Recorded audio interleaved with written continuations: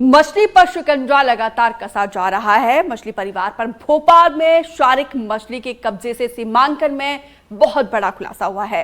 Diamond city कस्तूरी courtyard की जमीन को लेकर खुलासा हुआ है। डायमंड सिटी और कस्तूरी कोर्टयार्ड की जमीन सरकारी सीमा में है। राजस्व विभाग की टीम ने सरकारी जमीन पर निशान लगाए हैं। 25 मकान 50 प्लॉट सरकारी जमीन के दायरे में शामिल है। भोपाल में मछली पर राजस्व विभाग ने शिकंजा कसा है। 99 एकड़ जमीन के कब्जे पर सीमांकन कर रही है टीम। सीमांकन टीम में 3 राजस्व निरीक्षक है और 12 पटवारी शामिल है। तो देखिए किस कदर सरकारी जमीन पर अवैध कब्जा किया था। एक के बाद एक कार्रवाई जारी है हर एक विभाग के द्वारा। किस तरीके से यहाँ पे पूरे मछली परिवार ने सरकारी संपत्ति पर कब्जा कर लिया था।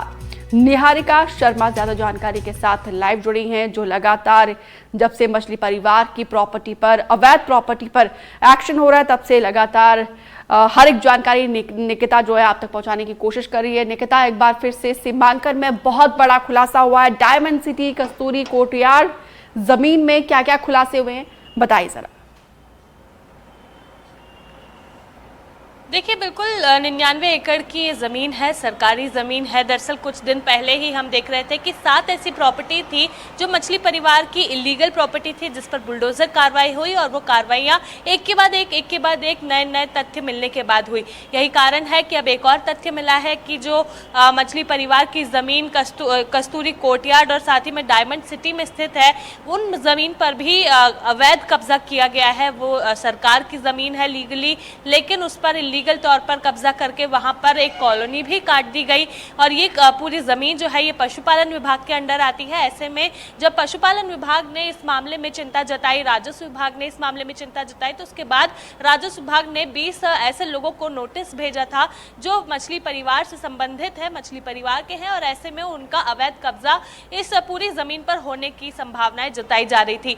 यही कारण था कि आज से टीम ने वहां पर सीमांकन की प्रक्रिया शुरू की है और ऐसे में पहले ही दिन कई बड़े तथ्य टीम के हाथ लगे हैं।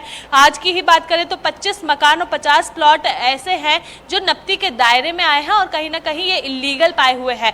जब आज हम लोग भी उस सीमांकन की प्रक्रिया के साक्षी बने थे तो वहां पर हमने देखा था किस तरह से जगह जगह पर नब्ती की जा रही थी। चूने और लाल पेंट से निशान बनाया जा रहा था कि कौन सी जमीन सरकार की है और उसे मछली परिवार ने अपने अंडर रखा हुआ है। ऐसे में आस पड़ोसी जितने थे उन सबसे भी, जितने जैसे 25 मकान है, जो 50 प्लॉट है, तो उन सभी 25 मकान और 50 प्लॉट के जो मालिकाना हक जिनके पास है उनसे भी पूछताछ की गई। उनसे जानने की कोशिश की गई कि ये जो जमीन उनके पास है ये उन्हें किसने दी, कितने रेट में दी, कब दी और किस प्रकार से दी। वही जिसने वहां पर घर बना लिया है उन लोगों से भी पूछताछ की गई कि क्या घर बनाए लिए थे या घर इन्होंने बनाए हैं, अगर बने हुए घर लिए तो किससे लिए, जमीन ली थी तो किससे ली। क्योंकि ऐसा सुनने में ऐसी जानकारी प्रशासन को मिली थी कि मछली परिवार ने ये एक बिल्डर को बेचे थे, बिल्डर ने उसके आगे की डीलिंग की। तो ऐसे में कई सारे लोग अब इस पूरे शिकंजे में कसे हुए नजर आ रहे हैं, जिसको लेकर अब 20 से ज्यादा लोगों को नोटिस दिए गए थे। नोटिस की अभी सीमा समाप्त हो चुकी है, जिसके बाद अब वहां पर सीमांकन की कार्रवाई शुरू हुई है। हालांकि 99 एकड़ की प्रॉपर्टी है जिसपे सीमांकन होना है। ऐसे में 26 एकड़ की प्रॉपर्टी वो प्रॉपर्टी है जिसपे कहीं ना कहीं मछली परिवार ने अपने आप को नोटिस में देकर वहां दिखाया है कि उसमें से 26 एकड़ प्रॉपर्टी लीगली उनके पास है, लेकिन किस तरह से है, कहां पे है, कितनी है, वो सारी चीजों की वहां पर अब सीमांकन की प्रक्रिया के दौरान पता लगाया जा रहा है। 7 से 10 दिनों के अंदर ये राजस्व विभाग की टीम इस सीमांकन प्रक्रिया को पूरा कर लेगी, जिसके बाद आगे की कार्रवाई देखने को मिलेगी। जी, तो कुल मिलाकर अभी जब ये सीमांकन की प्रक्रिया, जैसे कि आप जानकारी दे रहे कि 7 से 10 दिन लगेंगे इस प्रक्रिया को पूरी होने में, तो उस दौरान और ज्यादा चौंकाने वाले खुलासे हो सकते हैं।